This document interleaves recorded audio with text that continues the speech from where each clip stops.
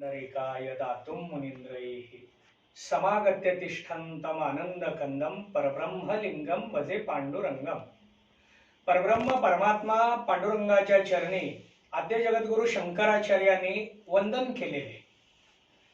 आद्य जगद्गुरु शंकराचार्य ज्ञानेश्वर महाराजांच्या अगोदर 500 वर्ष पंढरपूरला अगोदर 500 वर्षापूर्वी पंढरपूरला येऊन गेले। ज्ञानोबरायांचं शतक हे 12वं शतक सांगितलं जातं। त्या अगोदर सुद्धा पंढरीची वारी पाहायला मिळते, परंतु आपल्याकडे संत बहिणाबाईंचा एक अभंग प्रसिद्ध आहे। ज्ञानदेवे रचिला पाया उभारिले देवालया। ज्ञानोबरायांनी या संप्रदायाचा पाया उभा केला असं या अभंगावरून आपल्याला पाहायला मिळत असलं तरी ज्ञानोबरायांच्या अगोदर पंढरपूर होतं, पंढरपूरची वारी होती। आणि म्हणून महाराजांचा एक अभंग आपल्या समोर आहे। आधी रचिली पंढरी मग वैकुंठ नगरी। पंढरीच्या बाबतीमध्ये अनेक प्रमाण आपल्याला पाहायला मिळते। या पंढरीसाठी वारकरी मंडळी एवढे आतुर का असतात? पंढरीचीच वारी का केली जाते? वारी म्हणजे नेमकं काय, त्याची व्याख्या काय, त्याची लक्षणं काय? वारीमध्ये लाखो वारकरी चालत येतात। ते केवळ 1-2 वर्ष नाही, पिढ्यानपिढ्या पायी चालत येण्याची परंपरा महाराष्ट्रामध्ये फक्त या पंढरीच्या वारीमध्ये आपल्याला पाहायला मिळते। त्याच्या मागचं कारण काय, त्याच्या मागचा हेतू काय आहे, यातून समाजाला दिलेला संदेश कोणता, हाही प्रश्न अनेकांच्याकडून विचारला जातो। वास्तविक पाहता वारीकडे पाहताना कोणत्या दृष्टीने पाहावं त्याच्यावर वारी आपल्याला दिसणार आहे। विज्ञानवादी मंडळी वारीकडे पाहताना लौकिकात विज्ञानात आम्हाला काय मिळेल का, त्यातून आम्हाला काय प्राप्त होणार आहे, प्रयोजन काय, फल काय, याची चर्चा विज्ञानवादी मंडळी करतात। आध्यात्मिक मंडळी त्यातून आमचा वैचारिक लाभ काही होतो का असा विचार आध्यात्मिक मंडळी करतात। सांस्कृतिक मंडळी याच्यातून काही संस्कार होतात का, आम्हाला त्यातून संस्कारक्षम असं काय मिळतं असा प्रश्न ती मंडळी विचारणार आहेत। प्रत्येकाचं मत वेगळं आहे, परंतु मत वेगळं असलं तरी वारी तीच आहे। वारीकडे आपण कसं पाहतो त्यावरून वारीचा अनुभव व्यक्त केला गेलेला आहे। या वारीच्या अनुषंगाने जर आपल्याला त्याची विलक्षणता जर पाहायची असेल तर सध्याच्या या विज्ञान युगामध्ये जात पात धर्म पंथ भेद रहित एकमेव मोठी विशाल परंपरा म्हणजे वारी आहे।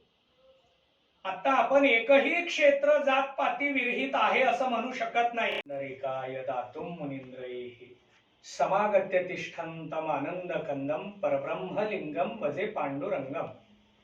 परब्रह्म परमात्मा पांडुरंगाच्या चरणी आद्य जगद्गुरु शंकराचार्यांनी वंदन केलेले। आद्य जगद्गुरु शंकराचार्य ज्ञानेश्वर महाराजांच्या अगोदर 500 वर्ष पंढरपूरला अगोदर 500 वर्षापूर्वी पंढरपूरला येऊन गेले। ज्ञानोबरायांचं शतक हे 12वं शतक सांगितलं जातं। त्या अगोदर सुद्धा पंढरीची वारी पाहायला मिळते, परंतु आपल्याकडे संत बहिणाबाईंचा एक अभंग प्रसिद्ध आहे। ज्ञानदेवे रचिला पाया उभारिले देवालया।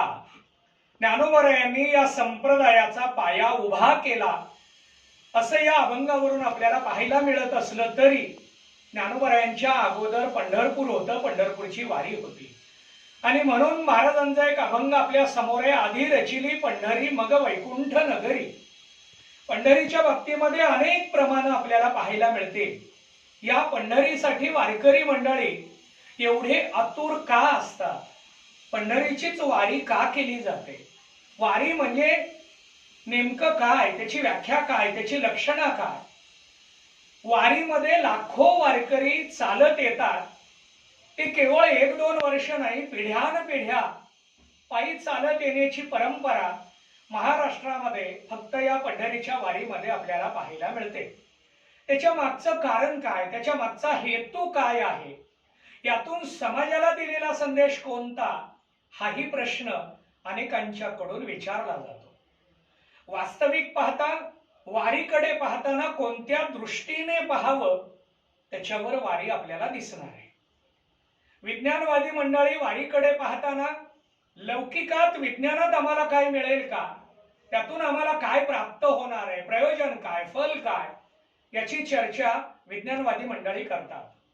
आध्यात्मिक मंडळी त्यातून आमचा वैचारिक लाभ काही होतो का, असा विचार आध्यात्मिक मंडळी करतायत.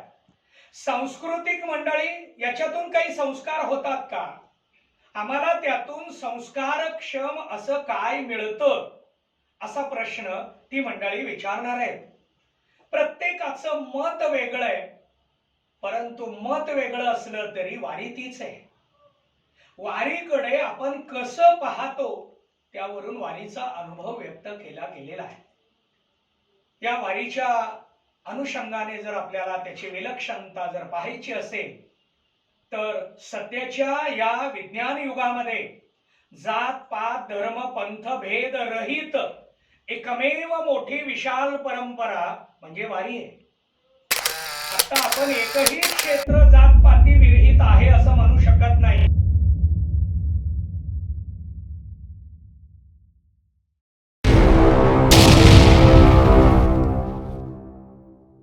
नरेकाय दातुं मुनीन्द्रैः समागत्य तिष्ठन्तं आनन्दकन्दं परब्रह्मलिङ्गं प्रति पाण्डुरङ्गम्.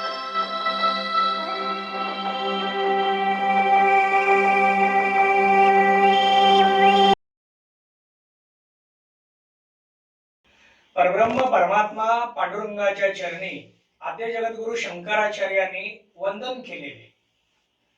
आद्य जगद्गुरु शंकराचार्य ज्ञानेश्वर महाराजांच्या अगोदर 500 वर्ष पंढरपूरला, अगोदर 500 वर्षापूर्वी पंढरपूरला येऊन गेले. ज्ञानोबरायांचं शतक हे 12वं शतक सांगितलं जातं. त्या अगोदर सुद्धा पंढरीची वारी पाहायला मिळते. परंतु आपल्याकडे संत बहिणाबाईंचा एक अभंग प्रसिद्ध आहे. ज्ञानदेवे रचिला पाया उभारिले देवालया. ज्ञानोबरायांनी या संप्रदायाचा पाया उभा केला असं या अभंगावरून आपल्याला पाहायला मिळत असलं तरी ज्ञानोबरायांच्या अगोदर पंढरपूर होतं, पंढरपूरची वारी होती. आणि म्हणून महाराजांचा एक अभंग आपल्या समोर आहे. आधी रचिली पंढरी मग वैकुंठ नगरी. पंढरीच्या बाबतीमध्ये अनेक प्रमाण आपल्याला पाहायला मिळते. या पंढरीसाठी वारकरी मंडळी एवढे आतुर का असतात, पंढरीचीच वारी का केली जाते, वारी म्हणजे नेमकं काय, त्याची व्याख्या काय, त्याची लक्षणं काय. वारीमध्ये लाखो वारकरी चालत येतात. ते केवळ 1-2 वर्ष नाही, पिढ्यानपिढ्या पायी चालत येण्याची परंपरा या पंढरीच्या वारीमध्ये आपल्याला पाहायला मिळते.